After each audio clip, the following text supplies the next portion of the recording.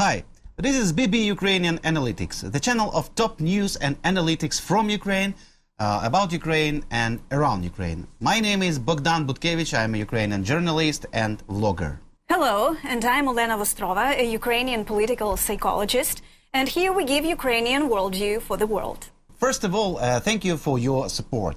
Thanks if you have already subscribed for our channel. Subscribe and give us a like if you haven't done it yet.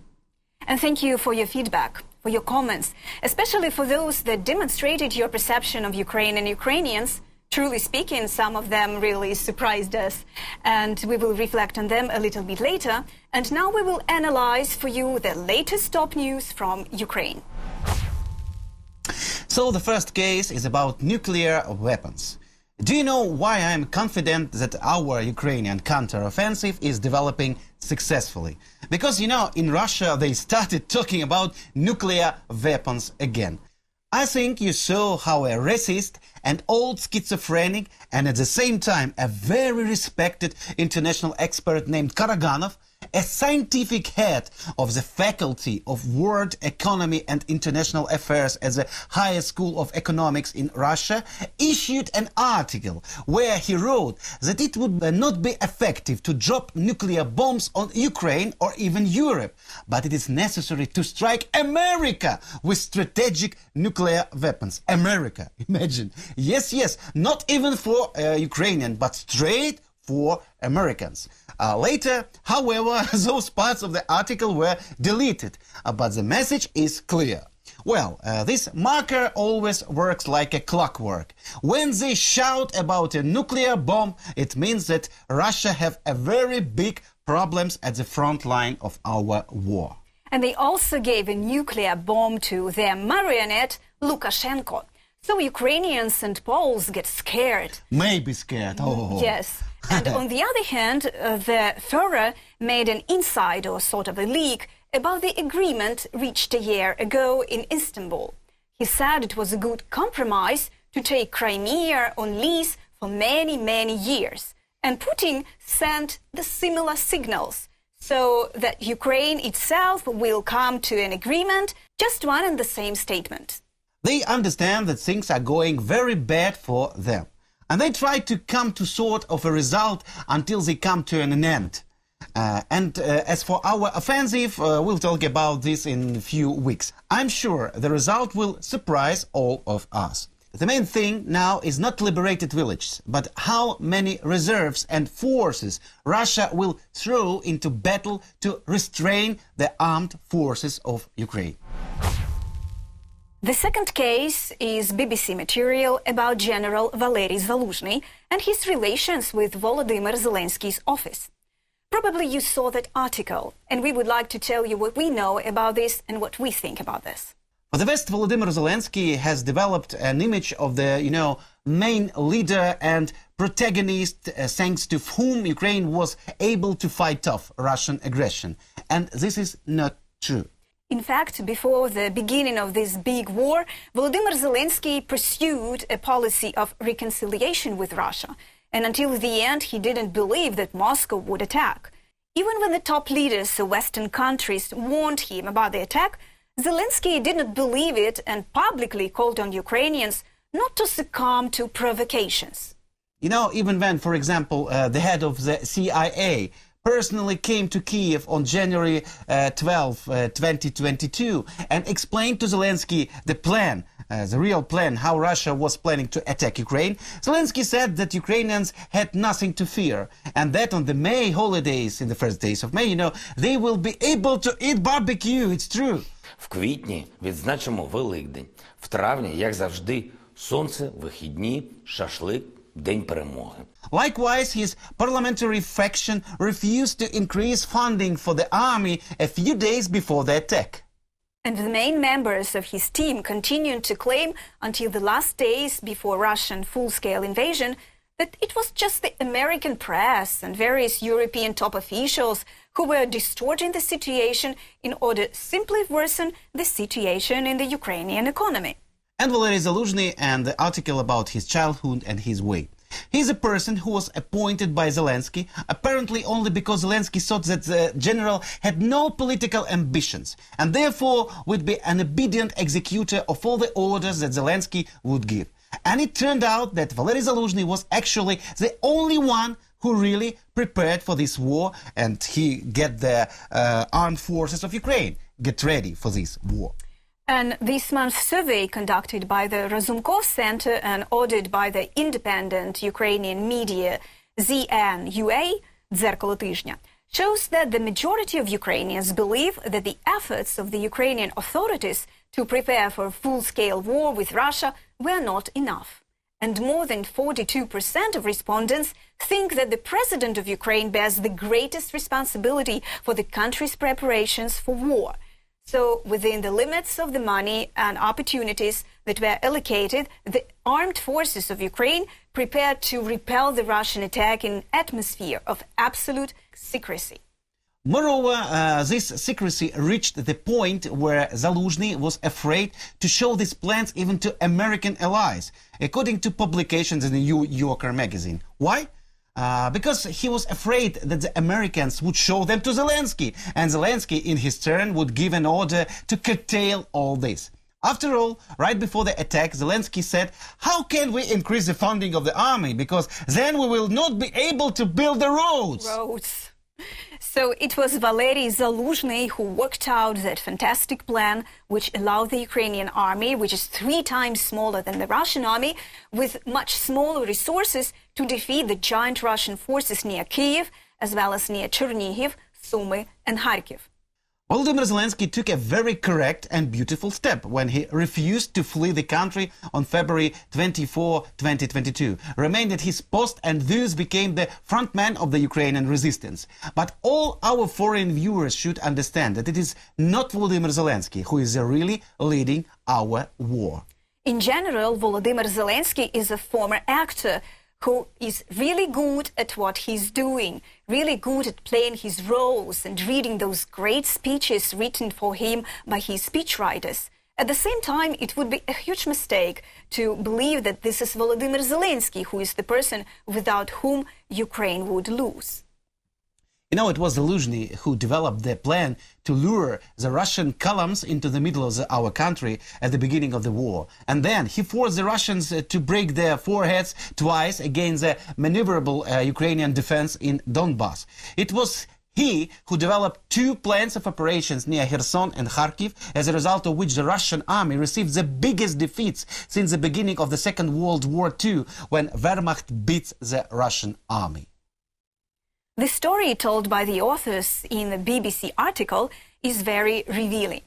On the 3rd day of the invasion, after the call from an unknown top official from the president's office, the head of security service of Ukraine, Bakanov... The friend of Zelensky. Yes, the best. From the childhood. Yes. Yeah. Yes. He lived him in, if I'm not mistaken, they lived in one house, really. Yes, in the nearest entrance. Interesting fact. Yeah, guys. So Bakanov asked to blow up the bridges in Kiev. They called General Zaluzhnyi for his view. "Under no circumstances are we to do that," he said. "This will be a betrayal of both civilians and the military remaining on the eastern bank." I was on the left bank those days. I also. So I was separated from my family, alone. And I'm personally grateful to Zaluzhnyi for his wise decision not to deprive me of the chance to save my life and cross the Dnieper River. So Zaluzhnyi personally stopped that hysteria about bridges. What actually saved the defense of Kiev and a huge number of civilians and the military, as well as simply saved the fate of the campaign. And I think there are many, many of such episodes. Unfortunately, many people in the West are in the grip of some illusions that it is Zelensky who is the leader of Ukraine's war. Well, of course, it would be foolish to disagree with the fact that his role in Ukraine is quite big. He is a great man in the sense that he played an important role with his impassioned speeches and image of indomitability. However, we should not forget that everything would be possible without Zelensky. And in no case should you put in equal scene between Zelensky and Ukraine. And this understanding is shared by both American and European elites. It would be great if voters both in America and Europe understand this too. And it would be good to understand that supporting Ukraine doesn't mean supporting Zelensky personally. And that regardless of the personality of the president, Ukraine is a member of the European community. Ukraine will become a member of NATO, and it needs the help of the Euro-Atlantic community. Zelensky himself, throughout his political career, up to February 24, was a fairly serious Eurosceptic and treated NATO with caution. He came to power at the time in 2019 with the slogans like, "You need to reconcile with Russia. Just stop shooting and also look into the Putin's eyes," where he was going to look for peace. Therefore, it would be, I repeat, a very big mistake for many people to think that Ukraine would not be able to do anything without Zelensky. Yes, Zelensky is important as legitimate authority, but Zelensky is not equal to Ukraine. Zelensky is not equal to the support of all Ukrainian people.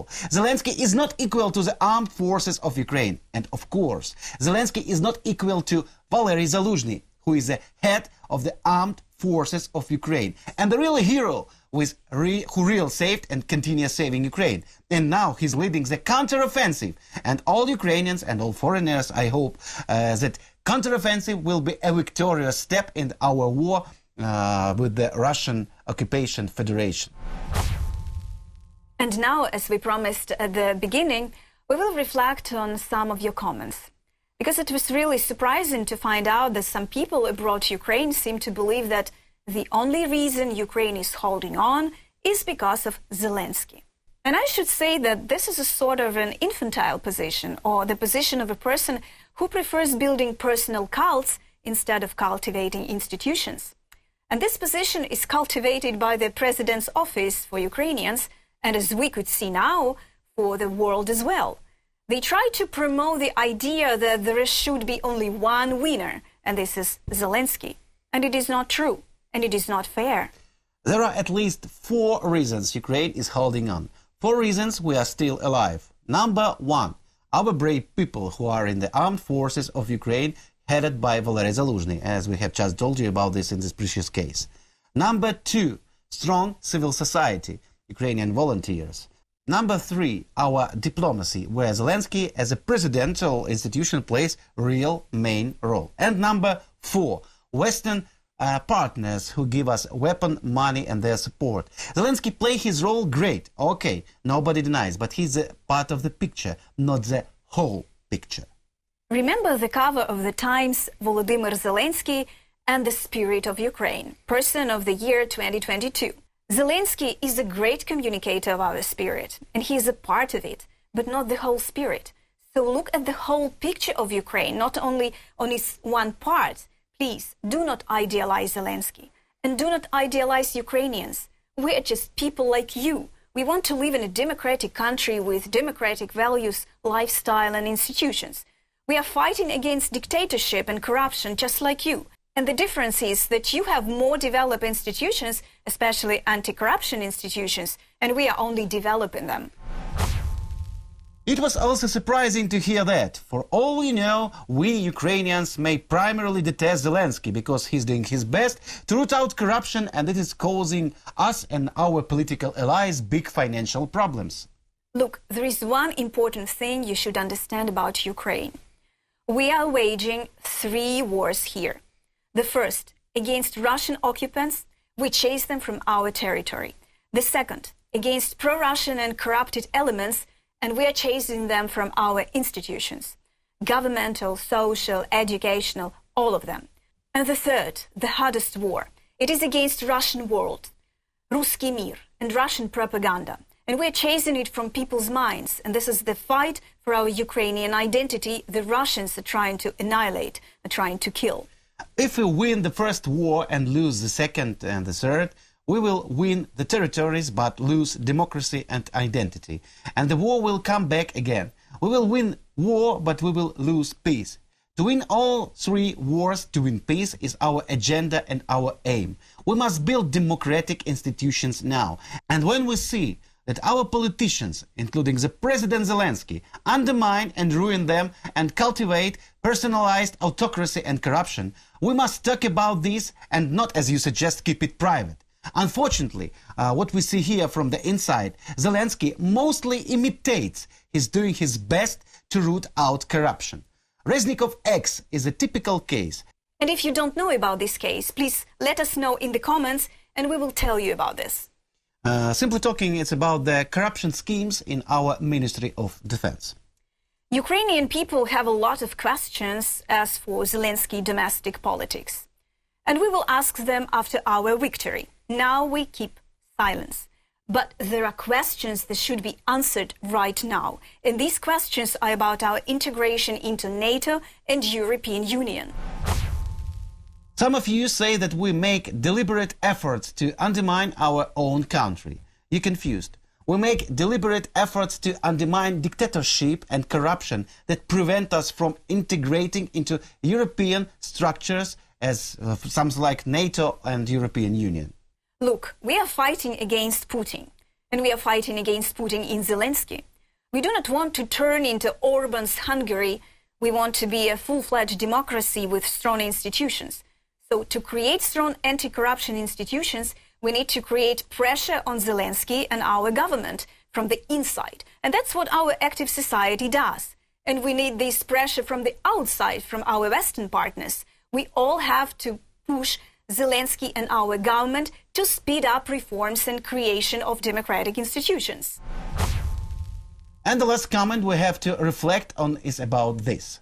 What you say here makes Ukraine look like a country which doesn't deserve support from the West because it is corrupt, divided and dishonest. This is a typical Russian narrative. What we say here makes Ukraine and Ukrainian people look like a country and people who fight with occupants, corruption and Russian propaganda and build democratic institutions. Brave people of Ukraine deserve support from the West. And we do need your support in all three wars we are waging against Russian occupants, against corruption and against Russian propaganda. That's why we talk to you. And now about our agenda and our aim. We do not belong to any of Ukrainian political parties. We are independent Ukrainian analysts. Our agenda is to tell the truth about Ukraine, so you know what is really going on here in Ukraine. Our aim is to win all three wars against Russia occupants, against corruption and our institutions, and against Russian propaganda. To win war, to win peace, to build a democratic state. Democratic Ukraine with strong institutions. That is our aim. So we hope we managed to clarify some very important moments for you. If you have any questions or comments, feel free to write them right at this video. And like this video if you liked it. Subscribe for our channel. Hope in the future we will stream for you and have this live communication. We are really looking forward to this. See you in the next videos and please give us your like. See you.